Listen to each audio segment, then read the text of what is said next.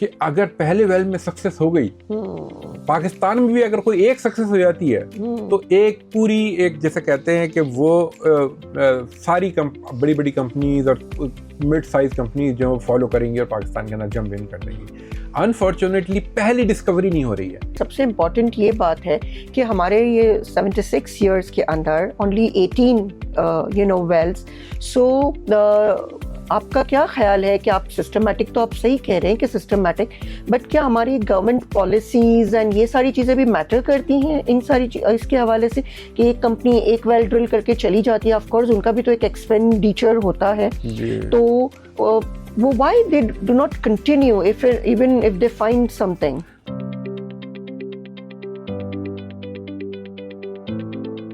पाकिस्तान का offshore area after 76 years भी एक अनएक्सप्लोर्ड एरिया है।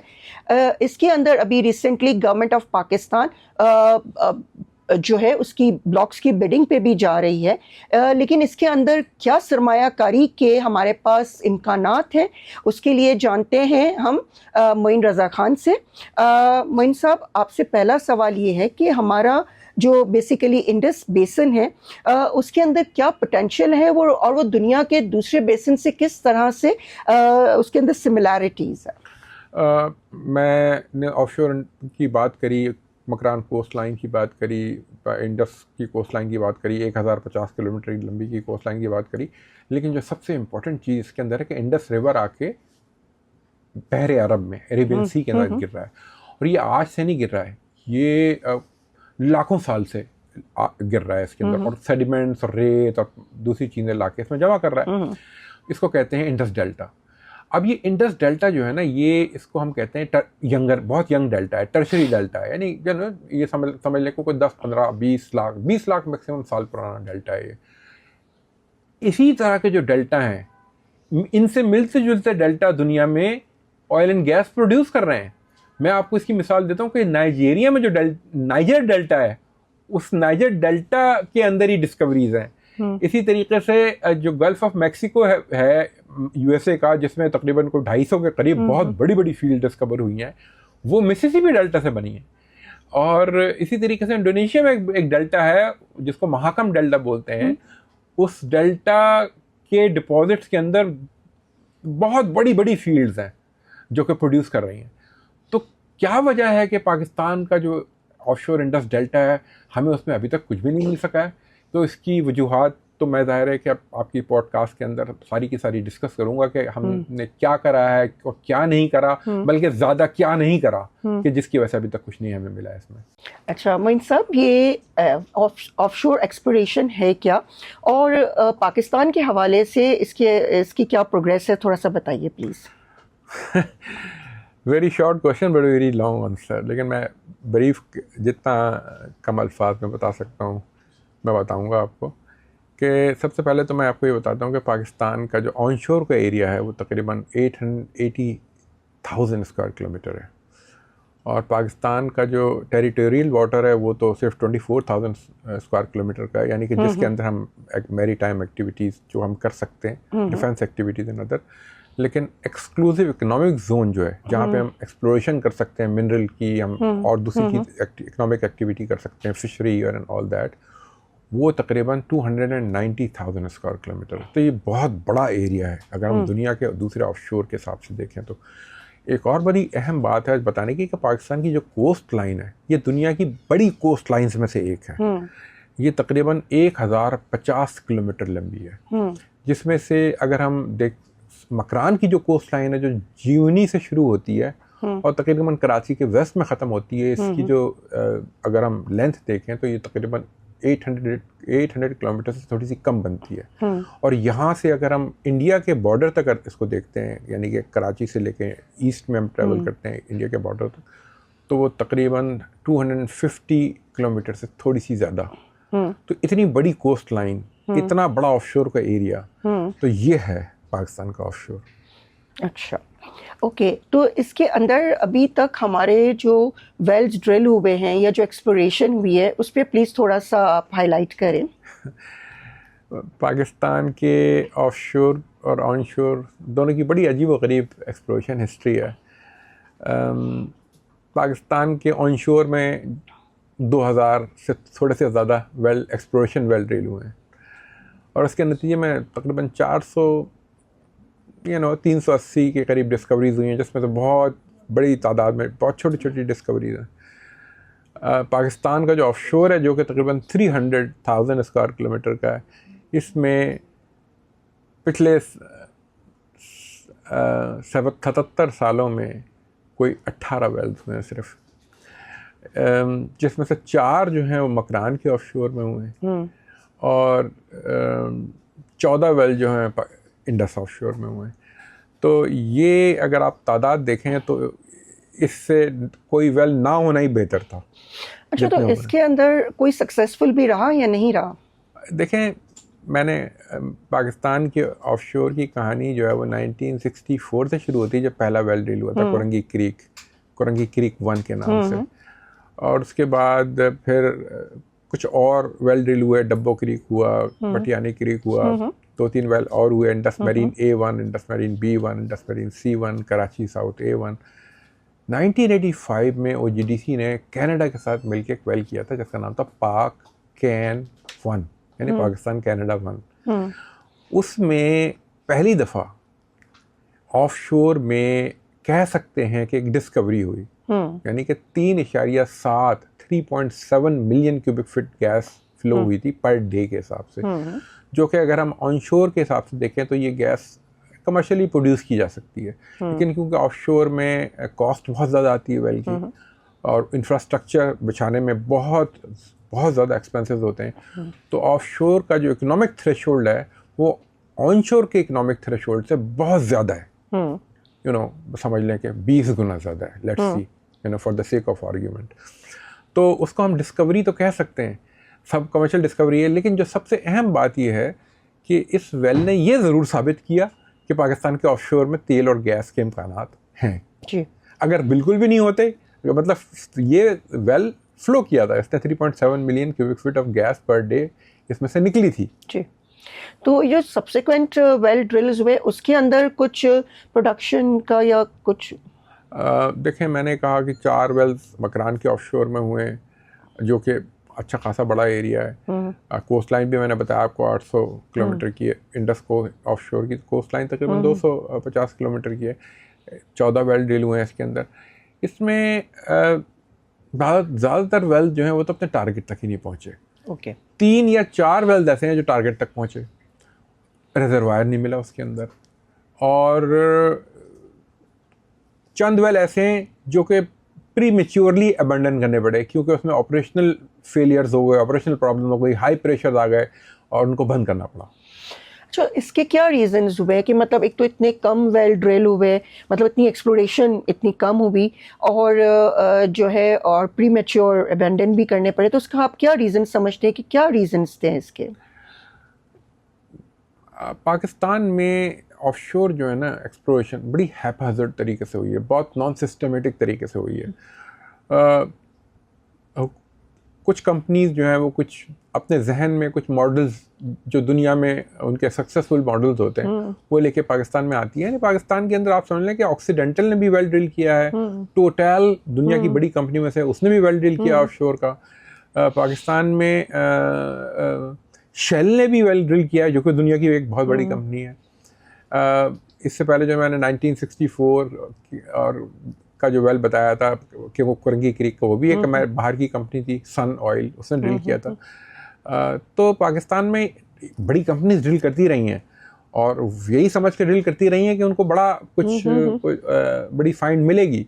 लेकिन होता ये है कि ये कंपनीज आती हैं, एक एरिया अप्लाई करती हैं, ये एरिया इनको गवर्नमेंट की तरफ से मिल जाता है, उसमें ये कुछ एक्टिविटीज़ करती हैं, ड्रिल करती हैं, सक्सेसफुल नहीं होता चली जाती हैं, और पाकिस्तान में ऑफशोर कई साल के लिए ठप हो जाती है, एक्सप्लोरेशन वो हो नहीं सकती है। मतलब तो इसलिए मैंने हमेशा ये कहा है कि पाकिस्तान में बहुत ही नॉन सिस्टमेटिक तरीके से ऑफशोर में एक्सप्लोरेशन हुई है। अगर ये एक्सप्लोरेशन सिस्टमेटिक तरीके से होती, और मैं आपको बताऊंगा इस पॉडकास्ट में कि सिस्टमेटिक तरीके से एक्सप्लोरेशन क्या होती है, उसको हम बाद में टच करेंगे। अच्छा, नहीं, लेकिन इसके अंदर सबसे इम्पॉर्टेंट ये बात है कि हमारे ये 76 ईयर्स के अंदर ओनली 18 वेल्स. सो आपका क्या ख्याल है कि आप सिस्टमेटिक, तो आप सही कह रहे हैं कि सिस्टमेटिक, बट क्या हमारी गवर्नमेंट पॉलिसीज एंड ये सारी चीज़ें भी मैटर करती हैं इन सारी इसके हवाले से, कि एक कंपनी एक वेल ड्रिल करके चली जाती है, ऑफ कोर्स उनका भी तो एक एक्सपेंडिचर होता है, तो वो why they do not continue if even if they find something? देखिए, पाकिस्तान की पॉलिसी आज से कोई 10-12 साल पहले तक तो इतनी अट्रैक्टिव नहीं थी कि ऑफशोर में एडवेंचर किया जा सके, एक्सप्लोरेशन का. लेकिन अब तो पाकिस्तान की जो पॉलिसी अच्छी खासी अट्रैक्टिव हो चुकी है, और इन्होंने तो बोनंजा गैस प्राइस का भी ऐलान किया है कि अगर पहली 3 या 4 डिस्कवरीज जो होंगी उस पर हम $1 पर 1000 क्यूबिक फीट की एक्स्ट्रा प्राइस देंगे. लेकिन मैं ये समझता हूँ कि ये तमाम चीज़ें भी ऑफशोर में कंपनीज़ को, जो गैर मुल्की कंपनीज़ हैं, उनको अट्रैक्ट करने के लिए काफ़ी नहीं होंगी. ये जो offshore oil and gas exploration का जो बिज़नेस है, ये it is very very expensive, very उसका आई से it's very capital intensive business. अच्छा, ये कैपिटल इंटेंसिव नहीं है सिर्फ, ये रिस्क इंटेंसिव भी है. यानी कि अब मैं समझता हूँ कि मैं नहीं समझता बल्कि हकीकत है ये कि इसमें अगर हम 10 वेल ड्रिल करें तो एक वेल में कामयाबी के इम्कान होते हैं, यानी कि 10% सिर्फ. अब 10% कामयाबी के इम्कान का मतलब ये है कि 90% नाकामी के इम्कान होते हैं. तो अब कंपनीज़ और ऑफशोर की एक्सप्लोरेशन जो है वो बड़ी एक्सपेंसिव होती है. मैं आपको सिर्फ ये मिसाल देता हूँ, जो आखिरी जो वेल हुआ है जो केकड़ा के नाम से 2019 में किया था, जिसको कि ENI ने ड्रिल किया था, और इसमें पाकिस्तान पेट्रोलियम, OGDCL और एक और कंपनी अमेरिका की एक्सॉन मोबिल पार्टनर थी इसके अंदर. तो इन 4 कंपनी ने मिला के ये वेल किया था, और इसमें तकरीबन $80 मिलियन की कॉस्ट आई थी. अब आप सोचें कि $80 मिलियन, और अगर हम ऑन शोर के साथ कंपेयर करें तो ऑन शोर में जितनी डेप्थ का ये वेल हुआ था, उतनी डेप्थ में आप 10 मिलियन से डॉलर से कम में आप वो वेल ड्रिल कर सकते हैं. तो ये कंपनीज आके 80 मिलियन और $100 मिलियन के एक वेल करें, और उसमें फेलियर के चांसेस इतने ज़्यादा हों, तो बहुत ही करेज का काम है ऑफशोर में एक्सप्लोरेशन करना. मीन सब ये नाइजीरिया, अंगोला वगैरह में भी ये ऑफशोर ड्रिलिंग चल रही है, तो वहाँ पे कैसे ये चल रही है? Because it's also everywhere it's a capital intensive business. Capital intensive भी है, रिस्क इंटेंसिव भी है, टेक्नोलॉजी इंटेंसिव भी है, क्योंकि बड़ी हाई फाई टेक्नोलॉजी इस्तेमाल होती है. देखें, नाइजीरिया की कहानी तो बहुत पुरानी है. वहाँ पे तो ऑयल की डिस्कवरी जो है वो आज से, मतलब आप समझ लें कि 60s 70s के अंदर वहाँ पे ऑयल डिस्कवर हो गया था, और शेल ने किया था वहाँ पे. फिर बाद में शेल और टोटल वगैरह वहाँ पे काम करते रहे, और ENI भी काम कर रही है. ये बहुत इम्पॉर्टेंट जो एक एलिमेंट होता है ना, कि जिसे कहते हैं ना, एक बिगिनर्स लक, कि अगर पहले वेल में सक्सेस हो गई, पाकिस्तान में भी अगर कोई एक सक्सेस हो जाती है, तो एक जैसे कहते हैं कि वो सारी बड़ी बड़ी कंपनीज और मिड साइज कंपनीज जो फॉलो करेंगी और पाकिस्तान के अंदर जंप इन कर देंगी. अनफॉर्चुनेटली पहली डिस्कवरी नहीं हो रही है इन मुल्कों में, जहाँ की आपने मिसाल दी नाइजीरिया की और अंगोला की. इसमें अगर मैं तो बात करूँगा गल्फ ऑफ मैक्सिको जो USA का है, बल्कि मैं बात करूँगा मिस्र की भी जो मेडिटेरेनियन सी है उसका, और बल्कि मैं तो अब बात करूँगा मोज़म्बिक में भी जो बहुत बड़े पैमाने के ऊपर बड़ी डिस्कवरीज हुई हैं, और हुई हैं तकरीबन को समझ लें कि 14-15 साल पहले. इंडिया में भी इस तरह वो होता ही है कि अगर आपको शुरू में ही पहले 3 या 4 वेल के अंदर डिस्कवरी हो गई, और बहुत फिर तो एक वो तूफान आ जाता है, समझ लें कि बहुत सारी कंपनी. पाकिस्तान में पहली डिस्कवरी नहीं हो रही है. एक डिस्कवरी हुई थी, बड़ी छोटी सी, लोगों ने उसकी वजह से बाद में वेल भी ड्रिल किए कि शायद कामयाबी हो जाए, लेकिन फिर वही बात है कि एक सिस्टमेटिक तरीके से एक्सप्लोरेशन नहीं हुई. गवर्नमेंट ऑफ पाकिस्तान का इसके अंदर मैं समझता हूँ कि एक नाकामी है कि गवर्नमेंट ऑफ पाकिस्तान जो है पॉलिसी बना के बैठ जाती है कि हम आपको $8 की पर 1000 क्यूबिक फीट आपको प्राइस देंगे. ये मैं कंपेयर कर रहा हूँ कि ऑनशोर पे जो गैस प्राइस मिलती है तकरीबन $5 के करीब मिलती है, तो अगर यहाँ पे 8 या बल्कि $10 तक की भी बातें हो रही हैं, $10 पर 1000 क्यूबिक फीट देंगे, तो ये अट्रैक्ट नहीं करता है. इसलिए कि पाकिस्तान में कोई डिस्कवरी नहीं हुई है। तो कोई भी कंपनी, चाहे आप $10 दें या $20 दें, वो तो उस वक्त मिलेगी ना जब कोई कामयाबी होगी। अगर कामयाबी नहीं हो रही है और वो आता है, कोई कंपनी आती है और वो एक एक्सप्लोरेशन का वेल करती है, अपना एक एरिया मिलता है, उसके अंदर वो काम करके करती है, तो इस तरह नहीं होता। इसमें गवर्नमेंट को पॉलिसी बनाने के साथ साथ गवर्नमेंट को पाकिस्तान के ऑफशोर को प्रमोट करने के लिए बहुत ज़्यादा काम करने की ज़रूरत है। अभी गवर्नमेंट ने रिसेंटली एक बिड राउंड अनाउंस किया है जिसमें वो 20 ऑफशोर के ब्लॉक जो है वो ऑक्शन कर रहे हैं। बल्कि ऐसा था कि इसमें ये 10 ब्लॉक्स इनको पिछले साल ऑफर करने थे और 10 इस साल ऑफर करने थे। मुझे नहीं मालूम है कि क्यों नहीं इन्होंने अब तक किया, लेकिन 20 ब्लॉक ये ऑफर करें या 30 ब्लॉक ऑफर करें, इससे कोई फ़र्क नहीं पड़ता।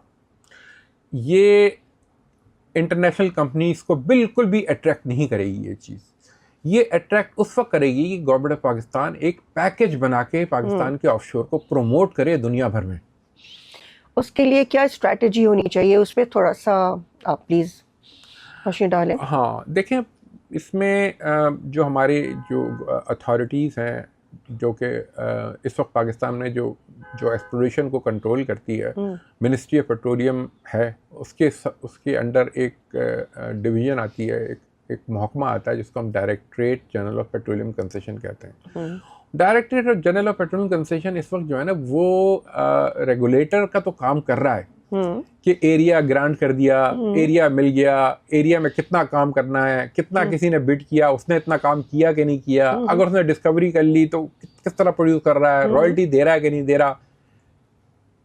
डीजीपीसी का काम सिर्फ ये नहीं होना चाहिए। मैंने दुनिया भर में और बहुत सारे मुल्कों में देखा है, बल्कि गया हूँ, ट्रैवल किया है, उनके यहाँ ये इसके अलावा गवर्नमेंट के अंदर प्रमोशंस डिपार्टमेंट होते हैं जो अपने यहाँ के की जो पोटेंशियल होता है ऑयल एंड गैस निकलने का, उसको प्रमोट करते हैं, दुनिया भर में जाके रोड शोज करते हैं।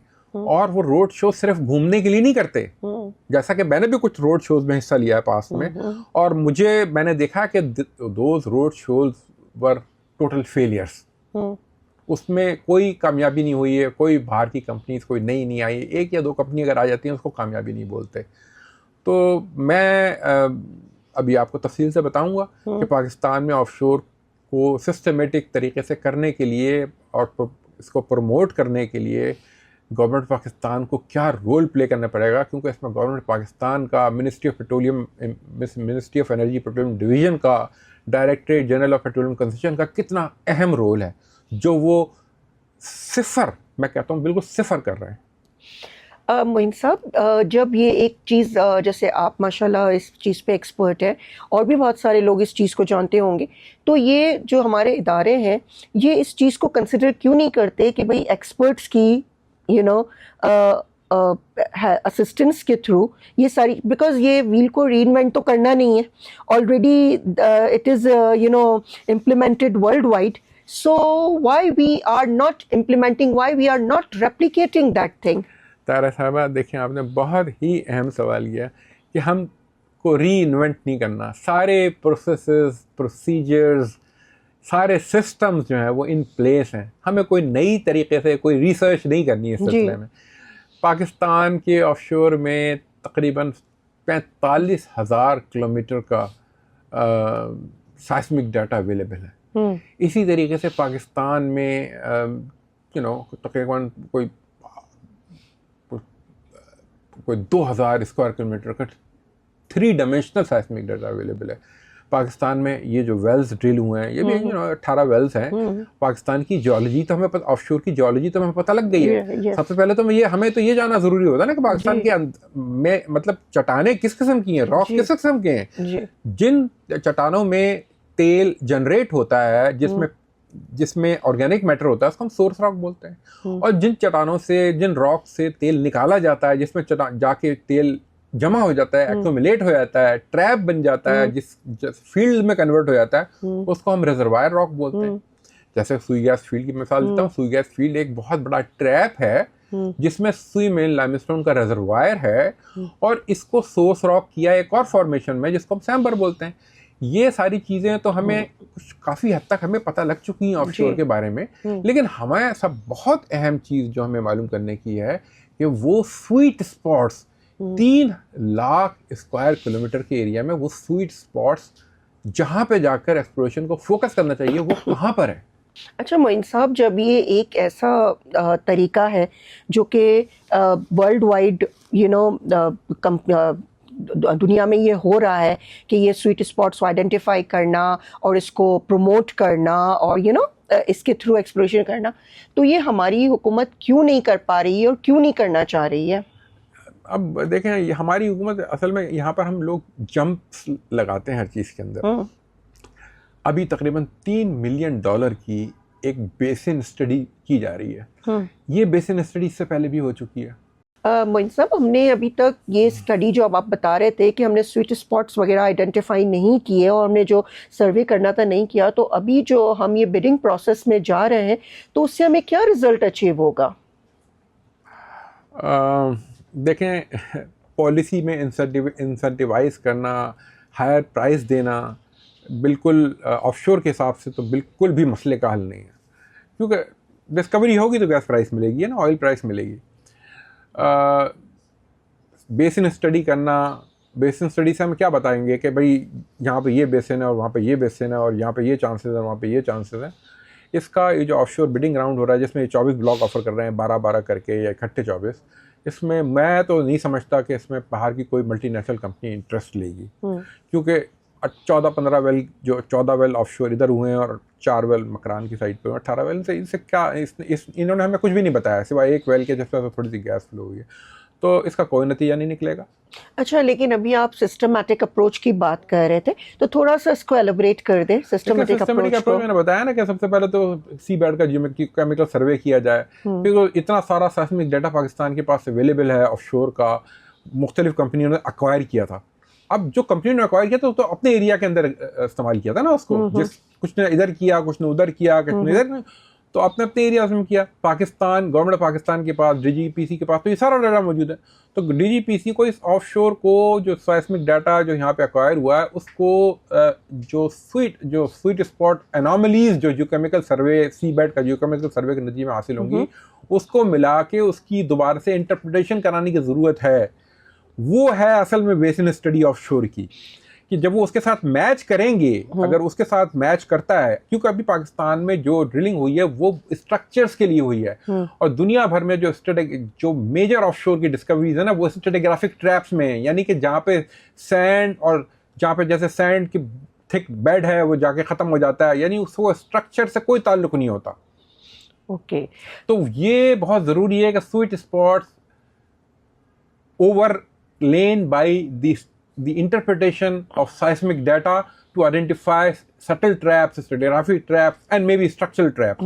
ये वो चीज़ें हैं जो जब आप प्रमोट करेंगे जाके और जब आप लोगों को दुनिया मुख्तलिफ फोरम इस्तेमाल करते हुए ऑयल कंपनीज को आप जब अप्रोच करेंगे तो फिर वो इंटरेस्ट लेंगे इंशाल्लाह। अच्छा, ये जो है ना ऑफशोर के बाद कंप्लीट ही नहीं होगी केकड़ा के वेल के बात किए बगैर, तो ज़रा केकड़ा पे थोड़ा सा आप अपना बताइए और इससे बताइए कि हमने इस पे क्या लेसन लर्न किया। देखें, केकड़ा जो वेल ड्रिल हुआ था बिल्कुल एक टोटली डिफरेंट प्ले में हुआ था।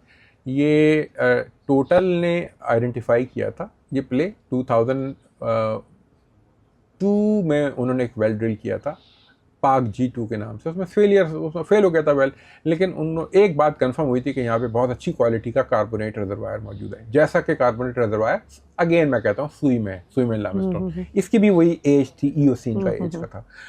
तो जब हमने अभी केकड़ा किया है तो केकड़ा भी हमने उसी के ऊपर कर दिया, उसी से उसके बराबर में दूसरे स्ट्रक्चर पर कर दिया, तो जो नतीजा उसका निकला वही नतीजा इसका भी निकला।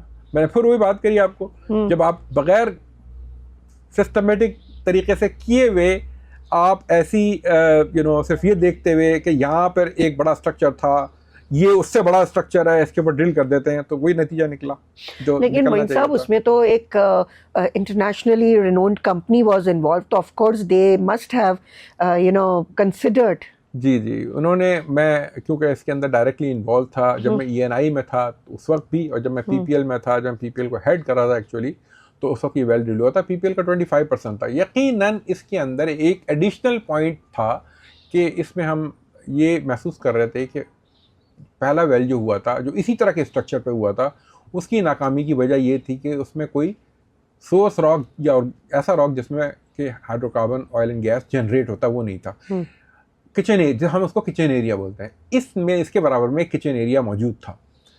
लेकिन ये साइस्मिक पर जो साइस्मिक डाटा अवेलेबल था उस पर नज़र आ रहा था, लेकिन हमें ये तो फिर भी नहीं पता था ना कि इसमें से जो बहुत माइक्रो जो हाइड्रोकार्बन्स के जो फ्रैक्शंस होते हैं वो निकल के सरफेस पर आए कि नहीं। हमने जब तक कि हमारे पास, मैं फिर बार बार कहूँगा कि जियोकेमिकल एनॉमली का सर्वे हम नहीं करेंगे सी बेड के ऊपर, उस वक्त तक हम नहीं बता सकेंगे कि कौन सा एरिया जो है उसको हमें टारगेट करना चाहिए। अच्छा, अब हम अगर, जैसे आपने सिस्टमैटिक अप्रोच भी बता दिया और सारी जो हमारी पूरी हिस्ट्री है ऑफशोर की उस पर भी आपने काफ़ी अच्छे से एलोबरेट कर दिया, तो अब हमें अगर इस एरिया में एक सक्सेसफुल होना है तो हमें लॉन्ग टर्म, शॉर्ट टर्म क्या स्ट्रैटेजीज़ करनी होंगी? शॉर्ट टर्म और स्ट्रेटजी तो बिल्कुल यही है कि हमें बिड राउंड के अंदर डायरेक्ट नहीं जाना चाहिए। क्यों? देखें उसका नुकसान क्या होता है। आप बिड राउंड पे जाते हैं, कंपनीज नहीं आती हैं और आपकी एक्सप्लोरेशन का जो प्रोग्राम होता है वो ठप हो जाता है चंद सालों के लिए। तो हम क्या बेहतर नहीं होगा कि हम एक अच्छी तैयारी के साथ जाएं, ताकि कंपनीज जो हैं उनको कुछ नज़र आए उसके अंदर और वो कहें कि हाँ ये एरियाज वाकई में इंटरेस्टिंग है और ये हमें एंगोला के जैसे लग रहे हैं, या हमें ये नाइजीरिया के जैसे लग रहे हैं, या हमें गल्फ ऑफ मैक्सिको के जैसे लग रहे हैं, या हमें ऑफशोर मोज़म्बिक की तरह लग रहे हैं। तो उस वक्त उनको इंटरेस्ट होगा। अगर हम एरियाज़ को, जैसे प्रॉपर्टी के प्लॉट्स होते हैं, वो प्लॉट बना के, बड़े बड़े प्लॉट हम 2-2 हज़ार स्क्वायर किलोमीटर के प्लॉट बना के ऑफशोर के अंदर हम लेके जाएंगे और हमारे पास कुछ भी उसको बैकअप करने के लिए नहीं होगा, तो प्लॉट ख़रीदने के लिए तो कोई नहीं आएगा। कोई भी नहीं आएगा।